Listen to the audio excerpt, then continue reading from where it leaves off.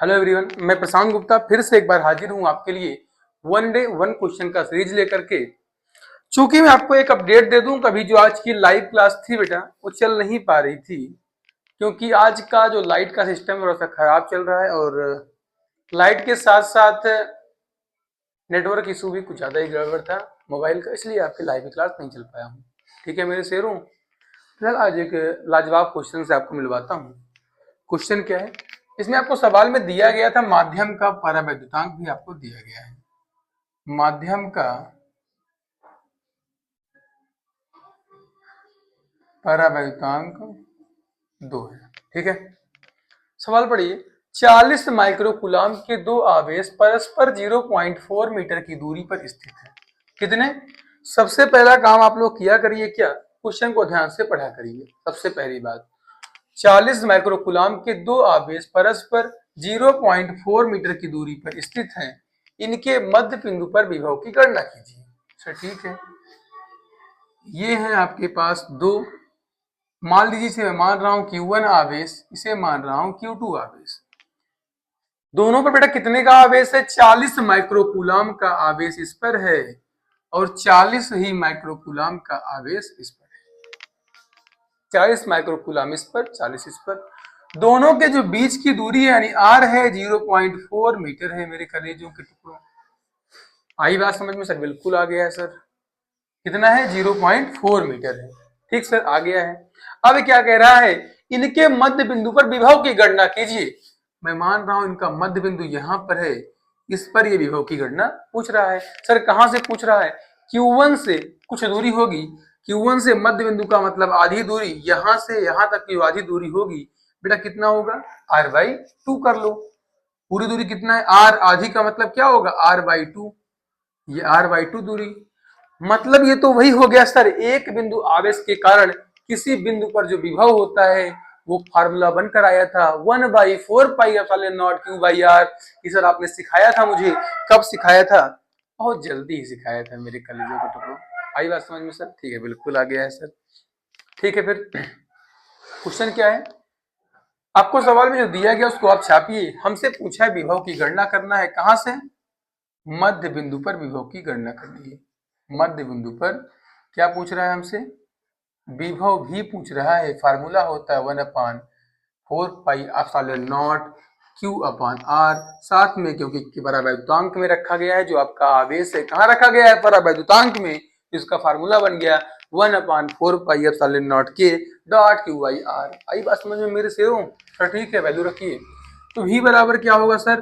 1/4πε0 का मान होता है 9 मल्टीप्लाई 10⁹ मल्टीप्लाई सर आवेश है सर हमारे पास 40, क्योंकि माइक्रोकूलाम है हमारे पास सर जो आवेश है यानी Q, ये कितना है? 40 माइक्रोकूलाम। इसे हम बोल सकते हैं 40 गुणे 10⁻⁻6 कूलाम। आई बात समझ में सर?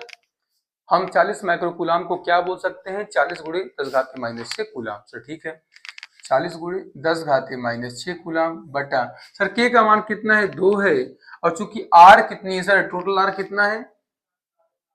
0.4 मीटर, तो इसका हाफ कितना हो जाएगा बेटा? 0.2 मीटर। सर रख दीजिए यहाँ पे मल्टीप्लाई 0.2। सर अब कितना आएगा? अगर आपको डेसिमल हटाना है, डेसिमल हटाना है तो क्या करेंगे सर?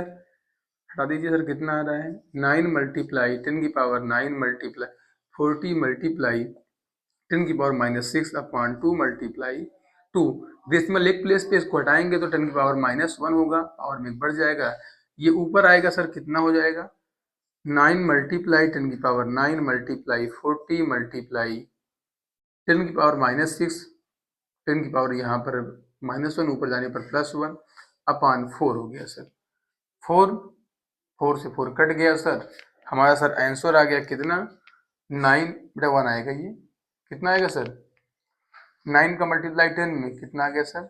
90 ना? सही कर रहा हूँ ना? 4 1 कम 4 10 आया था बेटा। सिंपल से एक बार लिख दे रहा हूँ आपके लिए। 9 गुणे 10⁻9 एक 10 -6 कितना गया? +4 गुणे कितना बचा है सर? यहाँ पर 10 बचा है बस सर। कितना आ गया?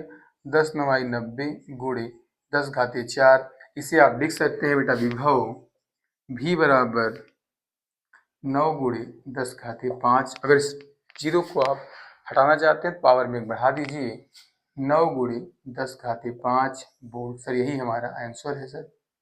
अगर मैं इसके मध्य बिंदु पर निकालूंगा तो हमारा जो विभव आएगा 9 गुणे 10 घाते 5 वोल्ट आएगा। आशा है कि आपको ये सवाल समझ में आ गया हो तो छाप लीजिए। अब चलता हूँ आपको केमिस्ट्री के लाजवाब क्वेश्चन की तरफ। ठीक है मेरे शेरों, अभी तक आपने फिजिक्स के एक लाजवाब क्वेश्चन की तरफ हम गए थे और आप लोगों ने देखा। आशा है कि वो आपको समझ में आ गया होगा। अब आपको ले चलता हूं मैं केमिस्ट्री के एक बेहतरीन क्वेश्चन की तरफ। हमसे क्या पूछ रहा है, सेल की ईएमएफ की गणना करनी है सर। किसकी? सेल के ईएमएफ की। तो सबसे पहले जब सेल की ईएमएफ की बात आ गई तो आपको ध्यान में रहना चाहिए हमेशा एक बात, क्या सर, हमेशा आपको नष्ट इक्वेशन की तरफ जाना है। कहां पर? नर नष्ट इक्वेशन पर। कहां पर? नर नष्ट समीकरण पे। सर ये क्या होता है? ये होता है ईएमएफ ऑफ सेल। यही है बेटा ईएमएफ ऑफ सेल। इसे क्या बोलते हैं? EMF of cell. ईएमएफ का मतलब होता है भाई इलेक्ट्रोड भी हो या फिर विद्युत वाहक बल, किसी सेल की विद्युत वाहक बल, इसे ही बोलते हैं। ये होता है E not cell minus 0.0591 upon N log उत्पाद की सांद्रता अपॉन अभिकारक की सांद्रता। सर आपने इसको पढ़ाया था, लेकिन सर ध्यान दीजिए हमारे पास ई नॉट सेल नहीं है। इसको निकालने का हमने एक फार्मूला बताया था। ई नॉट सेल यानी मानक इलेक्ट्रोड विभव या फिर मानक विद्युत वाहक बल बराबर क्या होता है? E not cathode minus E not anode. Sir क्या होता है? सर कैथोड वो होता है जिसका मानक अपचन विभव सबसे ज्यादा होता है। आपको ट्रिक बताया था, क्यों मरकरी आज प्रीति गोल है। तो नीचे आएंगे बेटा वही क्या होंगे? कैथोड। ये ट्रिक हमेशा फॉलो करो, क्यों मरकरी आज प्रीति गोल है बेटा। इन पांचों में से अगर कोई आ गया इसका मतलब सबसे ज्यादा मानक अपचन विभव इसी का होगा। इसका मतलब कॉपर क्या है बेटा? मानक अपचन विभव सबसे ज्यादा है। इसका मतलब ये बिहेव करेगा किसकी तरह? कैथोड की तरह मेरे शेरों। मेरे नन्हे मुन्ने 0.4 माइनस रिनोड की वैल्यू कितनी है? 2.37 दिया गया बेटा। थोड़ा डाउट है इसमें, शायद इसमें माइनस दिया गया होगा। थोड़ा क्वेश्चन, हाँ बेटा थोड़ा सी मिस्टेक थी क्वेश्चन में, सही कर दे रहा हूँ। यहाँ की जो वैल्यू है बेटा माइनस में है, ठीक है।